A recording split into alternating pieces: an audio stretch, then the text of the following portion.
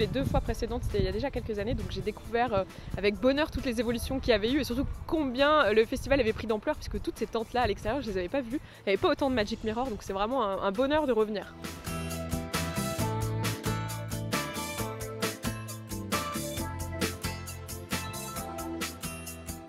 J'ai eu la chance de recevoir 2 prix Imaginal, l'Imaginal des collégiens avec mon roman La Maison des Reflets et le prix Imaginal des écoliers avec un deuxième roman qui s'appelle Dans la peau de Sam. Donc c'est une espèce de miracle ce doublé et forcément ça colore un petit peu autrement cette édition pour moi. Ce matin, j'ai rencontré du coup les élèves pour les remises des prix des collégiens et j'ai pas pu quitter mon stand après, donc ils étaient clairement là, ils avaient été réceptifs au roman, donc oui, ça va être, je pense, une étape importante. C'est quoi votre inspiration pour le livre? Enfin, qu'est-ce qui vous a donné l'histoire et le personnage? Un jour, je me suis aperçue en fait que j'avais un thème qui revient dans tous mes bouquins, qui est un thème très très joyeux, la mort. Et en fait, je me suis dit que ce thème-là, j'avais jamais pensé à le traiter sous l'angle de la science-fiction et qu'en fait, ça pouvait être très intéressant.